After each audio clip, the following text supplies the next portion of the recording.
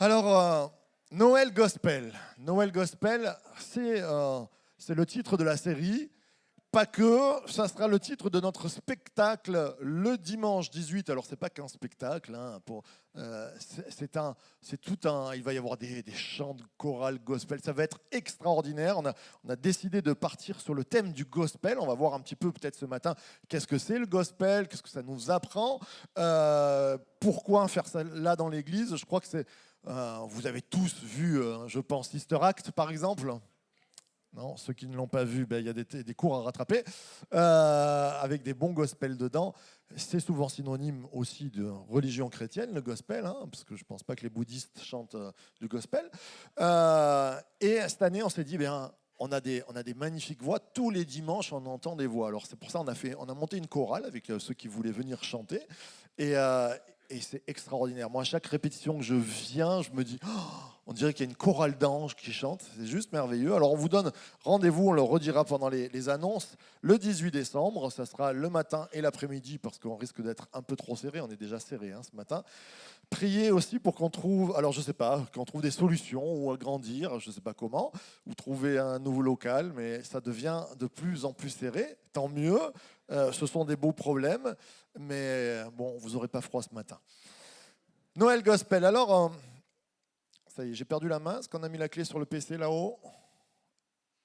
Eh oui, ce serait bien qu'elle y soit. Merci, jeune homme. Merci, Vincenzo.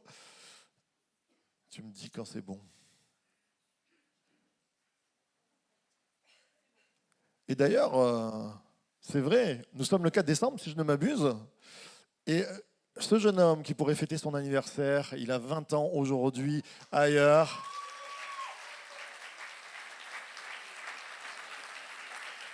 Il est derrière l'ordinateur et il sert le Seigneur. Ouais, on peut l'applaudir encore bien fort.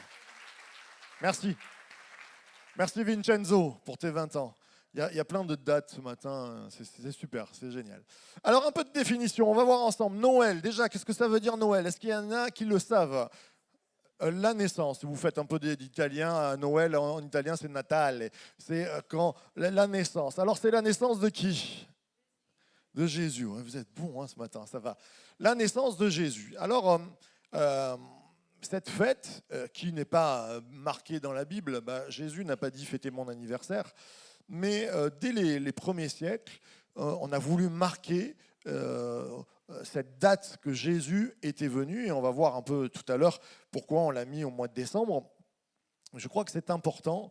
Alors je sais, si on est des puristes bibliques, on dit la Pâque, c'est la vraie... Alléluia, on fête la Pâque, on célèbre la Pâque, et je m'en réjouis. D'ailleurs, chaque année, on fait un michoui, enfin 2, peut-être qu'il y en aura 3 cette année. On fait une grosse fête autour de cette thématique de la sortie de l'esclavage et en même temps de la mort de Jésus. Mais la venue de Jésus, je crois que c'est important. Et ça marque notre société, ça a marqué nos sociétés pendant longtemps, et il faut le rappeler. Alors, Noël, c'est cette fête. On va parler de gospel aussi. Qu'est-ce que ça veut dire gospel? Ah, là, ça devient plus dur, hein. C'est plus compliqué. Gospel. Alors, évangile. Évangile, exactement. Alors, c'est intéressant, chez les Anglais, on pense que ce mot-là est venu, nous, évangile, nous vient du grec. On va le voir ensemble, mais gospel, ça vient... Alors, si je vous dis gospel, vous ne pensez pas de suite à évangile, c'est intéressant ça, hein. Si je vous dis gospel, vous voyez une chorale de blacks, bon, quelques blancs dedans pour pas être raciste, hein. et qui chantent. Mais ils chantent quoi? Ils chantent l'évangile. Gospel, ça veut dire évangile. Si vous prenez une Bible ou si vous écoutez une prédication, quand ils disent on va parler de l'évangile de Jean, ils disent gospel, ok? Et ça vient chez les Anglais, la racine c'est Godspell, c'est-à-dire que le récit de Dieu, Dieu qui parle. C'est intéressant cette racine. Ils n'ont pas pris la racine grecque. Dieu qui nous parle, le récit de Dieu venu sur terre. Ça, c'est la racine. Et puis, ça a donné des chants magnifiques, puisque au XVIIIe siècle, alors ça, c'est très intéressant, des esclaves ont lancé une mode de chant. Normalement, la musique, qu'elle soit sacrée ou pas, elle était lancée par la bourgeoisie, par tout ce qui était supérieur, par la richesse. On n'est pas contre la bourgeoisie et les riches, mais là, ce sont des esclaves qui ont lancé une tradition musicale qui est le gospel. Et ce qui est intéressant, je me suis posé la question en travaillant ma prédication, je me disais, comment des gens qui ne connaissaient pas à la base la religion, la foi en Dieu, la foi chrétienne, ils venaient de contrées lointaines, on les avait... Je me dis, ils avaient tout pour renier la foi, ces gens-là. On les a pris dans des pays, on les a fait souffrir, ils sont venus en bateau, la moitié mourait en bateau, on les a mis en esclavage. C'était une vie plus qu'horrible. C'était pas une vie. Et ils se sont tournés vers la foi, j'allais dire, de ceux qui les opprimaient. C'est quand même fou. Je me dis, logiquement, ils auraient dû renier cette foi-là. Pourquoi ? Parce qu'il y a une réalité, il y a une vraie vie. C'est que dans la foi chrétienne, il y a une réalité. Ce n'est pas juste une croyance, une superstition, un truc lointain. C'est une réalité, c'est la vie en abondance. Quand ils ont découvert le Christ, ça a changé leur vie. Ça a mis un contentement dans leur vie d'esclaves, alors que leur vie était une catastrophe parce qu'on les opprimait. Ils trouvaient la paix, la joie et le bonheur dans la foi en Jésus-Christ. Et c'est pour ça qu'ils pouvaient encore chanter des chants joyeux alors qu'ils étaient opprimés. C'est juste extraordinaire. J'aimerais entendre un ouah, un amen, un applaudissement en pensant à ces choses-là. Et ce matin, c'est cette foi-là qu'on veut vous présenter. On peut passer par des moments, alors je ne pense pas qu'au milieu de nous, il y ait des esclaves comme à l'époque des Afro-Américains, mais quelquefois on peut être esclave de beaucoup de choses. Quelquefois on peut avoir des personnes qui nous ont détruites, des personnes qui nous ont fait du mal. Quelquefois, on peut passer par des moments qui sont tellement troublés. Et j'aimerais te dire ce matin, si cette foi-là en Jésus-Christ a changé la vie d'esclaves, elle peut changer nos vies ce matin, si tu le crois. Amen. Alors, gospel, ça veut dire évangile, mais certains vont me dire, c'est quoi déjà évangile? Évangile, je suis perdu. Quelle est cette histoire? Évangile. Alors, en grec, j'ai déjà les théologiens là. En grec, ça veut dire bonne nouvelle. C'est pas mal quand même, une bonne nouvelle. C'est ça qui a donné ces chants tellement rythmés, bons. Si vous avez envie de venir voir le 18 décembre, vous entendrez de ces beaux chants. La bonne nouvelle. Il y a une racine du mot, c'était jour de paye. C'est-à-dire, c'est le jour où on te donne le chèque. C'est quand même bon. Hein. Là, ma fille elle me dit, cet été, je vais travailler, je veux avoir un salaire, je veux avoir un chèque. C'est jour de paye. Tiens, jour de paye, pourquoi ? Bien parce que je crois que quelquefois on est en dette dans notre histoire, dans notre vie. Et quelquefois on n'arrive pas à rembourser nos erreurs. On n'arrive pas à pouvoir subvenir aux besoins de notre âme. Et Dieu met un chèque en blanc sur la table. Il dit c'est jour de paye, c'est bonne nouvelle. Il y a, au travers de Jésus, Jésus est complètement essentiel, complètement suffisant pour payer ta dette, pour payer tes erreurs, pour te donner la joie que tu n'as plus, pour te redonner la paix. C'est juste extraordinaire. Il y a un chèque en blanc que Dieu le Père met ce matin encore pour nous et on peut le célébrer pour ça. On peut l'acclamer. Jésus, c'est jour de paye. Et évangile, quand on dit on va lire l'évangile de Jean, c'est-à-dire c'est par exemple Jean, un ami de Jésus, un disciple, qui va écrire la biographie. En fait, évangile, tu pourrais aussi le traduire par dans la pensée, c'est une biographie de Jésus, l'histoire de Jésus. Il y en a 4 dans la Bible. La Bible, c'est un peu comme une bibliothèque, si tu veux. Il y a plusieurs livres. Et à l'intérieur, il y a 4 histoires pour voir Jésus différemment. 4 amis de Jésus qui ont écrit sur lui. C'est comme si tu dis, là tu vois Pasteur Marc d'un côté, tu le vois de le côté droit, tu le vois derrière. Eh bien les 4 évangiles, c'est pour ça. C'est pour voir Jésus de tous les côtés. Amen. J'aimerais qu'on puisse se préparer. Je ne sais pas si les libraires, je vous prends un brûle pour point comme ça, mais si vous n'avez pas l'évangile, à la sortie au Point Connect, quand il y aura Noël dehors, on va mettre un tas d'évangiles. Si vous n'avez jamais lu les évangiles ou le Nouveau Testament, on veut vous proposer aussi cela gratuitement. Et puis Jésus-Christ. Alors Jésus-Christ, ça parle de Jésus-Christ, c'est ce qu'on est en train de dire. Jésus-Christ. L'autre fois, je faisais un cours aux prédicateurs en leur disant c'est une mauvaise traduction. On n'aurait pas dû dire Jésus-Christ, on va le voir ensemble. Alors déjà, Jésus, qu'est-ce que ça veut dire? Ça vient un mot araméen, Yeshua. Yeshua, qu'est-ce que ça veut dire? Ouais, exactement. Le salut de Dieu. Dieu sauve. C'est ça le message aussi aujourd'hui. C'est que Dieu sauve, Dieu nous sauve de nos galères. Dieu vient au milieu de nous. Et puis Christ, alors Christ, on n'aurait pas dû. En hébreu, on devrait dire Yeshua Mashiach. En grec, on dit Jesus Christos. Mais Christos et Mashiach, donc vous l'entendez, Mashiach, ça vient du mot Messie. On aurait pu l'appeler Jésus Messie aussi, tant qu'on y est. Messie, mais la racine du mot Messie, Christ, qu'est-ce que ça veut dire? Loin, bien Laurie, ça a bien pensé. Loin, celui qui a reçu l'onction. Pourquoi? Parce que dans l'Ancien Testament, il y avait 3 grands offices, on va dire, pour mener la société d'Israël. Il y avait le roi, le prêtre et le prophète. Et ces 3-là, ils recevaient, alors ils ne signaient pas un contrat, tu vas devenir roi, alors tu signais en bas à droite, non, on leur mettait de l'huile sur la tête. Comme David, si vous lisez, on prend une corne d'huile et on lui met de l'huile sur la tête. Les prophètes, les prêtres aussi.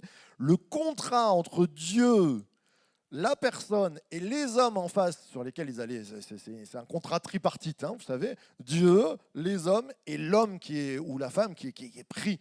Eh bien, on mettait l'onction, on mettait de l'huile. Et Jésus-Christ, ça veut dire Jésus loin, celui qui a reçu le contrat d'être ton roi, d'être ton prophète, d'être ton prêtre. Le roi, qu'est-ce qu'il fait? Le roi, parce que nous, dans notre tête, le roi, il est riche, tout ça. Non, le roi, bien sûr, il est riche, mais il est là pour gouverner, pour s'occuper de tes affaires, pour te protéger. S'il y a la guerre, s'il y a quelque chose qui vient contre toi, le roi se lève et il dit, tu ne passeras pas. Alléluia. Il est le prêtre. Le prêtre, qu'est-ce que c'est? C'est celui qui fait office de faire lien entre les hommes et Dieu. Il relie les hommes et Dieu. Ce matin, Christ, le message de Christ, c'est qu'il est ton roi, il est ton protecteur, il peut gérer tes affaires et en même temps, il est celui qui te relie à Dieu, qui te fait connaître Dieu. Il est Dieu lui-même. Et puis, il est prophète. Alors, ouh là là, c'est un prophète, comment on va définir ça? Prophète, c'est vrai qu'on a toujours cette vision c'est l'homme qui voit au loin, c'est celui qui va prédire, mais il est aussi celui qui réveille par son message. Et des fois, on a besoin de réveil dans nos vies. Des fois, on n'a plus envie de se lever. Des fois, on est sous la couette et on dit « Ah non, il y a des choses qui viennent. Fou, dehors, j'ai pas envie de sortir, il pleut en plus. » Et bravo pour l'effort que tu as fait déjà ce matin d'être là. Bravant la pluie, parce que les Sudistes, Laurie me dit, moi, il pleut pas, là. Il vient de la Bretagne profonde, là, tu vois. Lui, il sort, il est en t-shirt. Mais nous, on voit la goutte, on dit, ouh, ça va glisser sur la route ce matin. Il serait peut-être prudent de rester à la maison. Merci d'être là. Eh bien, le prophète, c'est celui qui réveille ta vie et qui te dit « Je suis avec toi, lève-toi, vaillant héros, on va aller de l'avant. » Et qu'est-ce qu'il prophétise? Il te dit « Entre mes mains, tu as un avenir serein que tu prépares maintenant. » Amen. Et ton passé, je le répare. Il est celui qui était, j'ai entendu dans la prière ce matin, Alpha et Oméga, A, Z. Il est ton A, il est ton Z. Il répare ton passé, il prépare ton avenir. J'aimerais entendre un grand Amen à ceux qui le croient.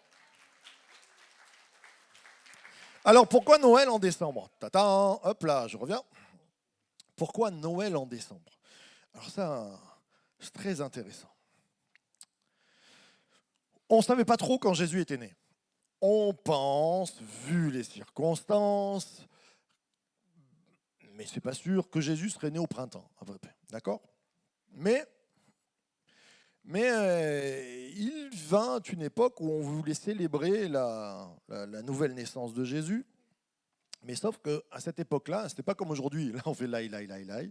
Si on revient au 1er siècle, on fait laï, laï, laï, laï, et les Romains qui arrivent et qui nous disent demain, tu vas faire laï, laï, laï, laï dans un grand amphithéâtre avec des chiens qui te courent et des lions qui te courent après, et puis tu feras moins laï, laï, laï, laï. C'était ça, hein, la réalité de l'Église au début. Et donc, au début, il y avait une grande fête qui se faisait chez les Romains. Il y avait beaucoup de fêtes. Mais il y avait une fête, c'était le retour du soleil, les solstices, et ça se passait en décembre, c'est-à-dire le jour, pourquoi vers le 25 décembre, c'est le solstice d'hiver, c'est le jour et la nuit sont égales. C'est-à-dire il y a le même temps de jour, il y a le même temps de nuit. Et les jours d'après, ça bascule où le soleil reprend plus de place. Et comme il fallait un peu... ils étaient en mode espion, hein, les chrétiens, hein, et il fallait faire attention. Tu disais pas dans la rue, alléluia, tu faisais pas une évangélisation dans la rue à l'époque. Hein. Et donc, ils ont dit, mais cette fête-là, ok, elle a un Dieu étranger et c'est pas pour nous, mais elle ressemble tellement à la venue du Christ. Celui qui a fait basculer la lumière dans nos ténèbres, celui qui a repris place dans nos ténèbres. Et ils se sont mêlés, ils ont dit, ben nous, eux, ils fêtent ça, et nous, pendant ce temps-là, on va fêter la venue de Jésus. Et c'est devenu comme une habitude, et c'est extraordinaire. Et moi, j'aime dire, c'est pas une question de date, mais c'est une question de symbole, Noël, c'est dire que Jésus vient dans tes ténèbres et qu'il réveille et qu'il met la lumière, et c'est extraordinaire. J'aimerais entendre un grand applaudissement à ceux qui le croient. Jésus, lumière du monde. Amen. Jésus, la lumière du monde. C'est intéressant. Jésus, la lumière du monde, on va le lire ensemble. On pourrait se lever. Donc on va lire dans l'évangile de Jean, la biographie de Jean, la bonne nouvelle de Jean.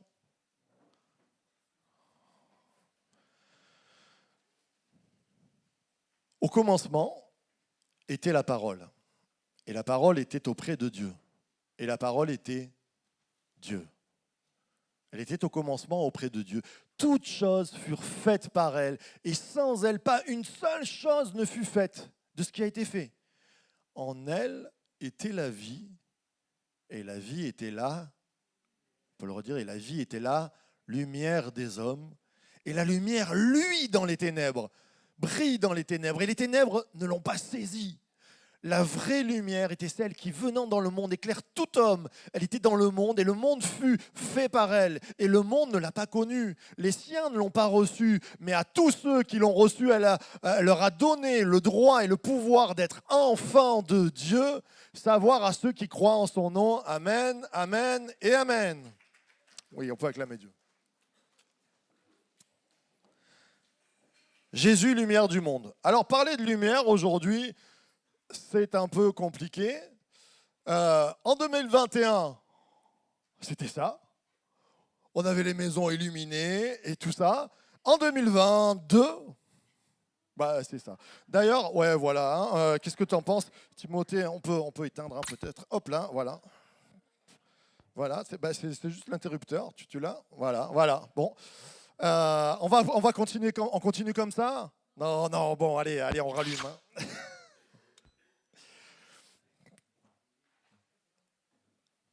Même si en 2022, les hommes ont dit qu'il va y avoir des coupures d'électricité, préparez-vous, achetez un poêle à bois. On veut dire que la lumière de Jésus, elle ne va pas se tarir. Elle ne s'est pas éteinte depuis des années. C'est intéressant de regarder depuis le début de la création. Voici la première chose que Dieu dit et la lumière fut.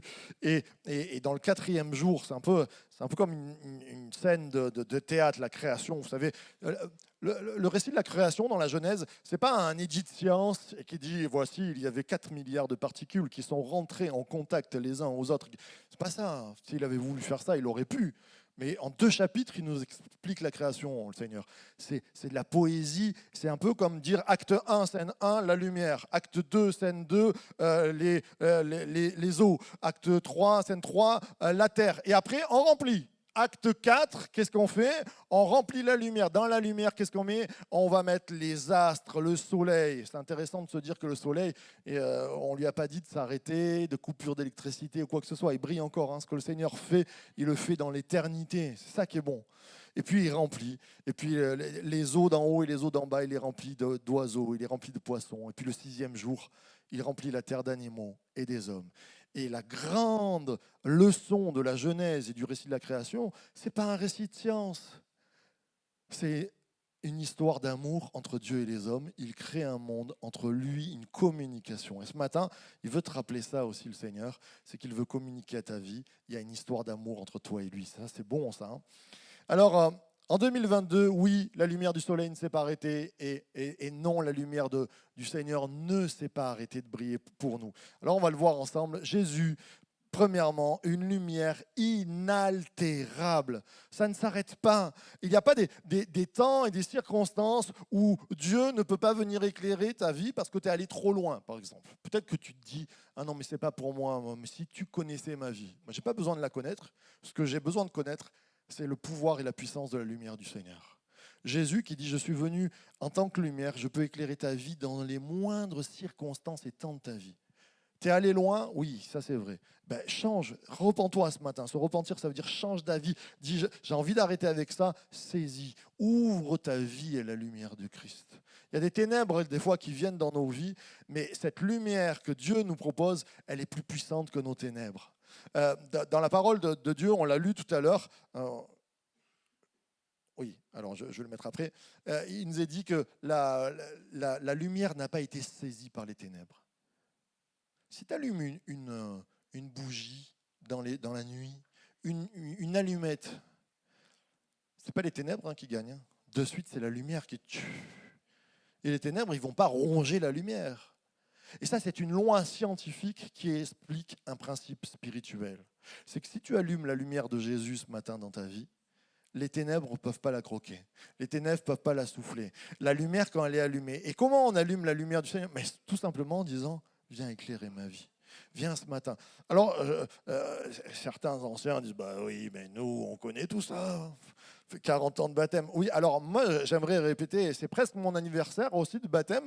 Parce que ma fille, tu te baptises exactement 28 ans et 364 jours après ton père. Il y a 29 ans et un jour, moins un jour, je me baptisais.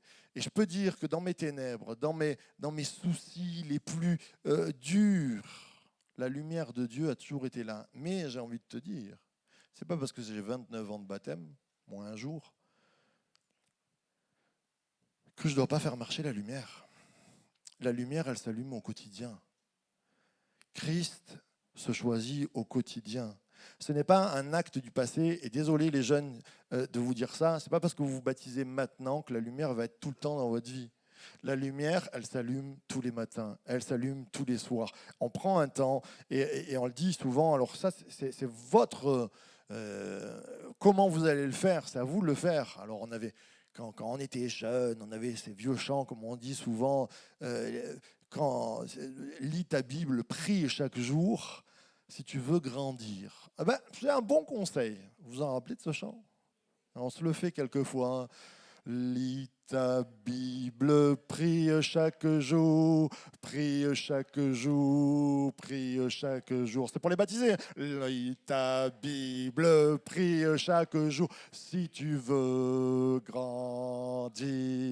Amen. Si tu veux grandir, eh ben, allume la lumière. Prier, c'est pas, attention, un truc traditionnel, c'est quoi déjà prier? Je vous salue Marie, notre Père, je sais pas quoi, qui est venu, et tout ça. Non. Prier, c'est communiquer, c'est parler. Il y a toutes sortes. Ce matin, on a parlé avec Dieu en disant gloire à ton nom, tu es digne de gloire, Hosanna. Qu'est-ce que ça veut dire Hosanna? Certains, ils l'ont chanté, ils ont dit Hosanna, Hosanna. Tu sais même pas ce que ça veut dire peut-être. Tu chantes des paroles, tu sais pas, tu chantes des paroles, tu sais pas ce que ça veut dire. Et ici, c'est une imprécation. Hosanna, ça veut dire sauve, sauve-nous, viens nous sauver. C'est de l'hébreu ancien. S'il te plaît, viens nous sauver. Alors quand on chante, on prie. Quand on se lève le matin, tu peux parler à Dieu. Lis ta Bible, prie chaque jour. Prends ce temps pour allumer la lumière dans ta vie, parce que cette lumière, dès que tu l'allumes, elle ne peut pas être vaincue par tous les soucis de ta vie, par les problèmes dans ta vie, par les erreurs, par les vices que tu peux avoir. Dans les plus gros vices que tu peux avoir, allume la lumière. Et je parle à des croyants de longue date, allumons nos lumières tous les jours. Et quand tu lis ta Bible, eh bien c'est pareil, puisqu'il nous est dit que sa parole est une lumière à nos pieds, une lumière sur notre sentier. C'est bon ça, hein. Si vous n'avez pas la Bible, on vous l'offre gratuitement, vraiment. Mais c'est super vital. Alors, une lumière inaltérable. Jean, quand il commence son texte, il nous dit « Au commencement ». Au commencement. Pourquoi il dit ça? Parce que Jean reprend la Genèse. Le premier mot de la Bible, c'est au commencement. Le premier mot de la biographie de Jean, c'est au commencement. Qu'est-ce qu'il veut nous faire comprendre? Que la lumière, elle était déjà allumée depuis bien longtemps et que Dieu nous dit, hey, warning, il allume les phares, il nous fait appel de phare, il dit la lumière, elle est là, viens ici. Depuis le commencement jusqu'à la fin, Alpha et Oméga, Apocalypse 22, il n'y aura plus de nuit, ils n'auront plus besoin de lampe, ni de téléphone portable avec l'appli lampe. Parce que le Seigneur Dieu les éclairera, ils régneront au siècle des siècles. J'aimerais entendre un grand Amen. Depuis le début jusqu'à la fin, la lumière est là. La première chose que Dieu crée, il crée la lumière. Et vous savez, une des plus grandes peurs dans le monde, c'est la peur du noir. C'est pour ça que dans notre société, on a mis des lumières de partout. Même quand les gars qui sont en orbite autour de la Terre, ils filment, quand c'est filmé la nuit, il y a des lumières de partout parce que l'homme a peur du noir. Et il y a plus terrifiant que le noir que nous vivons, c'est que des fois dans notre cœur, il y a des ténèbres. Dans notre cœur, il y a des choses où c'est sombre. Et on se dit, je me souviens,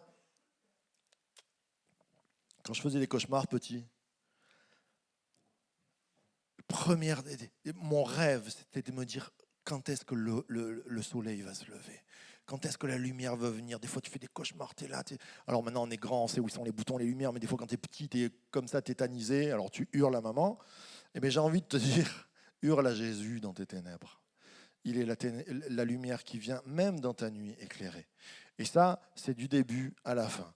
Il est cette lumière inaltérable, il est aussi cette lumière éclairante. Vous allez me dire, oula, tu as fait des études, Marc, pour savoir ça, hein, une lumière qui éclaire.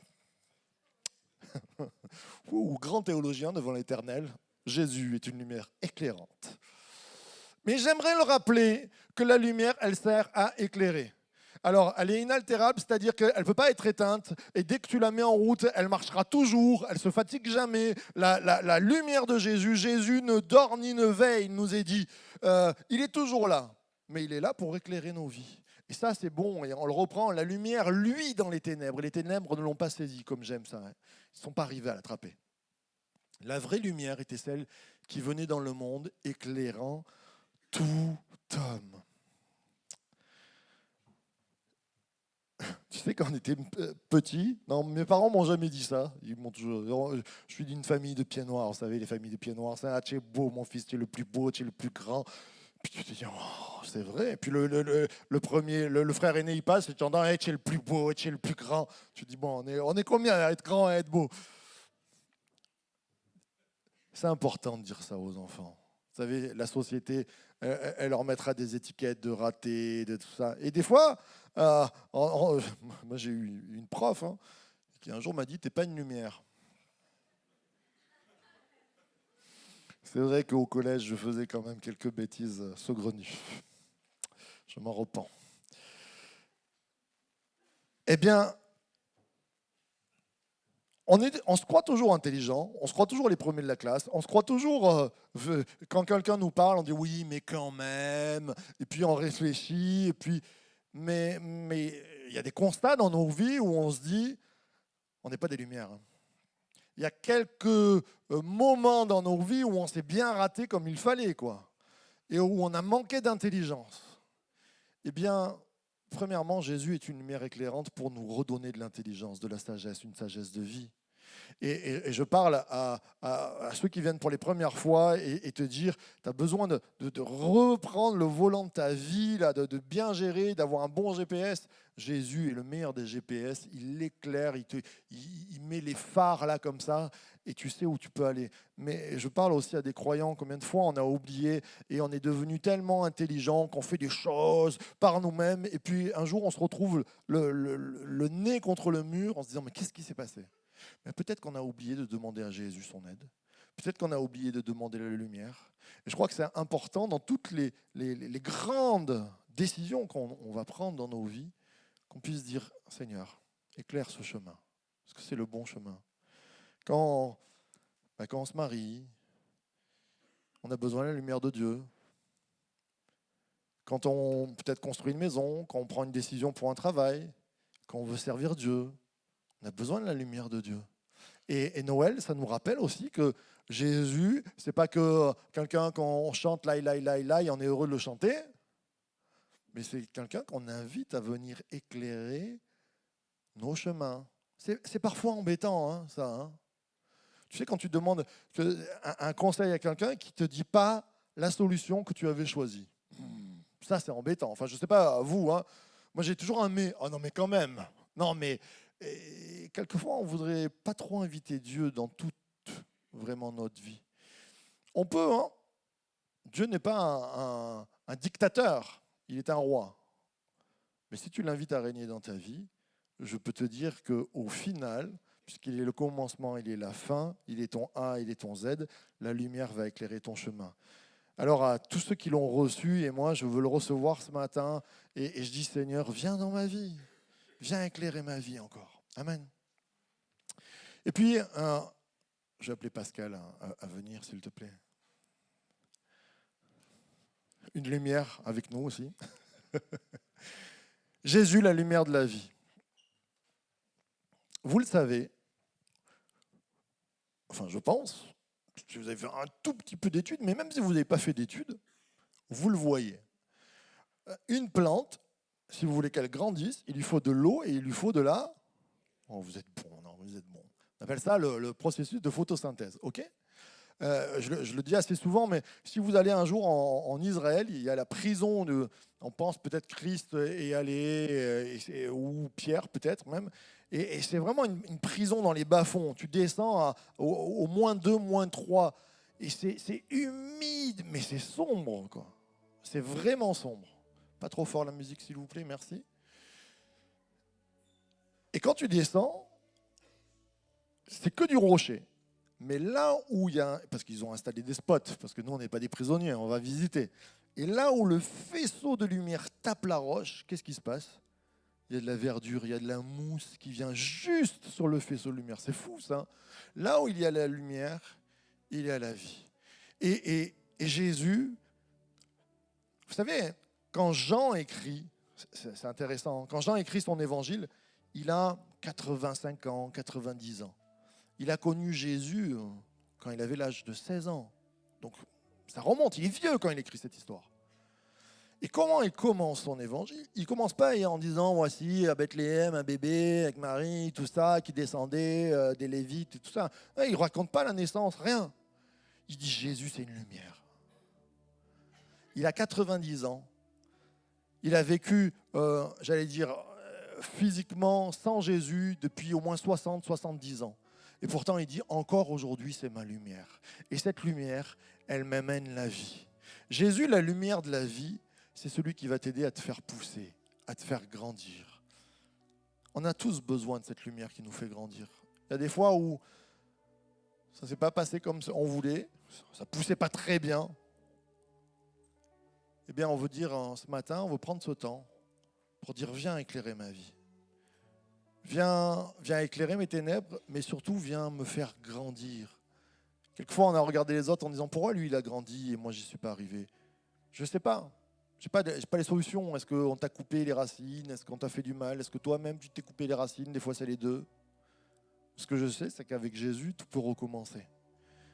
Je parle aussi à des croyants de longue date en disant, il y a beaucoup de croyants frustrés qui se disent, c'est pas pour moi. J'ai envie de te dire, c'est pour toi ce matin. Dieu bénit encore aujourd'hui. Dieu restaure encore aujourd'hui. Dieu guérit encore aujourd'hui. Amen. Sinon, on ne serait pas là. Alors, on va prendre ce temps. Ce verset qui nous dit, en elle était la vie, et la vie était la lumière des hommes. La vie. Jésus a dit une parole tellement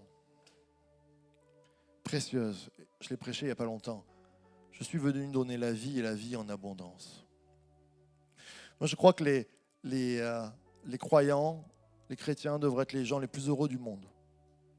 Et on est les gens les plus heureux du monde. Et si ce n'est pas le cas, c'est peut-être que la lumière de Dieu est plus venue éclairer nos vies. Ce matin, je te pose la question, est-ce que tu es heureux? Je pose souvent cette question aux gens. Je dis souvent, est-ce que tu es heureux? Quand tu mets plus de 5 secondes à répondre à la question, c'est que peut-être tu ne l'es pas. Alors, et si tu l'es pas, ben je crois que c'est temps de dire à Jésus, viens me redonner la vie. La vie, ça donne... Regardez les enfants, des fois ils se bousculent, ils viennent de se faire mal, ils pleurent. 3 minutes après, ils sont en train de rigoler. Ouah, il y a la vie en abondance. Il y a la vie qui bascule les égratignures. Il y a la vie qui bascule la réprimande qui vient de se prendre 5 minutes avant. Il y a la vie qui bascule, même s'ils se sont chiffonnés les uns les autres, ils jouent encore ensemble. La vie, elle reprend parce qu'ils sont remplis de vie. Et combien de fois, nous les croyants, la vie, elle nous a abandonnés. Et ce jour-là, il ne m'a pas dit bonjour, il m'a regardé bizarrement. On se fâche, tout ça. Les enfants, dans les cours d'école, des fois, ils se crachent dessus. Tu dis, oh mon Dieu. 5 minutes après, ouais, viens, on joue au foot. Ouais, viens, on fait les trucs. Ils sont ensemble, main dans la main, ils avancent. T'imagines si entre nous, là, il y a quelqu'un qui se crache dessus, mais pour l'éternité, il est banni. Dans les listes de noms, on efface son nom pour l'éternité, à tout jamais. Parce que la vie ne déborde plus en nous. Et je crois qu'on a besoin de cette vie qui vient nous bousculer. T'es fâché avec combien de personnes? Oh, t'as réfléchi, donc c'est que t'es fâché.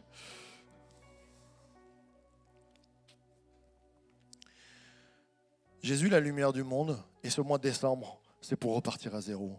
Il y avait je vais vous éviter de chanter le vieux petit chant qui disait repartir à zéro avec Jésus pour berger.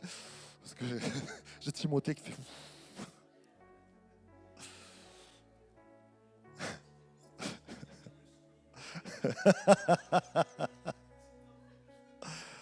Mais c'est vrai, tu peux repartir à zéro ce matin. Je parle à des personnes nouvelles comme aux anciens. C'est pas parce que j'ai 29 ans de baptême que j'ai pas besoin de vie en abondance. Quand c'est mes rancœurs qui parlent en premier, quand c'est ma colère qui parle en premier, quand c'est ma râlerie qui parle en premier, quand c'est mes addictions qui prennent le pas sur ma vie, quand toutes ces choses-là sont là, et que c'est pas la joie, que c'est pas la paix, Seigneur, j'ai besoin de toi. Alors, si vous le permettez, on va se lever ensemble.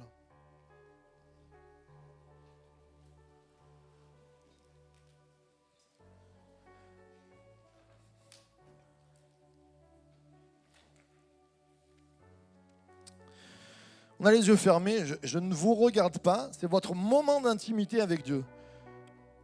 On disait, lis ta Bible, prie chaque jour. C'est ton moment d'intimité, c'est ton moment de prière maintenant. On est ensemble. Et c'est mon moment de prière, j'en profite moi aussi, je suis un gourmand de la présence de Dieu. Je veux être béni ce matin, je veux la lumière dans ma vie. C'est peut-être les premières fois que tu viens dans l'église et tu dis, mais quand même, ce qui me parle, ou c'est le plus gros des menteurs, je te promets, je ne mens pas, ou ça peut exister, et je te promets que ça existe. Et que si ça fait 2000 ans, et qu'on appelle encore notre année 2022, j'aime la rappeler, après Jésus-Christ, c'est que Jésus-Christ a marqué notre société, et qu'il peut, plus que marquer la société, marquer ta vie ce matin. Peut-être que tu es au bout du rouleau, que tu viens dans cette église, que tu es fatigué de la vie, que tu as besoin de la vie, cette lumière de vie. Peut-être que tu es chrétien et que ça va pas mal, mais il y a des non-pardons et des rancœurs. Peut-être que tout simplement, tu as juste envie de plus de Jésus. Alors ce matin, on a les yeux fermés, je ne vous regarde pas. Mais je fais souvent cet acte de lever la main. En hébreu, la main, yad, ça veut dire la main, mais ça veut dire aussi la mémoire. Comme un signe, je lève la main en disant, Seigneur, souviens-toi de moi. Mets ta lumière sur moi. Et tu peux lever ta main tout simplement si tu as besoin de Jésus ce matin, dans une situation particulière ou dans toute ta vie, tu lèves ta main. Et nous allons prier ensemble que la bénédiction qui nous suivit d'aucun chagrin. J'aimerais qu'on puisse reprendre plutôt le chant de la bénédiction, s'il vous plaît, les musiciens. Et on va proclamer cette bénédiction qui descend sur nous et qui descend sur moi. Amen. Notre Père, nous sommes devant toi. Tu vois nos mains levées. Et moi, le premier, je lève la main parce que j'ai besoin de toi. J'ai besoin que tu me ressources quand je ne souris pas. J'ai besoin que tu me ressources dans ma joie, dans ta paix. Seigneur, on a besoin de cette source. Je te prie pour toutes les mains qui sont levées dans les impossibilités que tu connais, dans tous ces endroits sombres où les ténèbres semblent tellement grands. Seigneur, nous voulons ouvrir la porte de notre cœur, la porte de notre maison en disant viens éclairer nos vies, viens changer nos vies, viens faire quelque chose de nouveau, viens remettre la vie et la vie en abondance, la joie, la paix. Nous crions à toi ce matin dans ces fêtes de Noël où nous nous remémorons que tu es là depuis le commencement et tu seras là jusqu'à la fin. Je proclame que la lumière soit sur tous ceux qui lèvent la main devant Dieu, que ta lumière soit. Amen, amen et amen.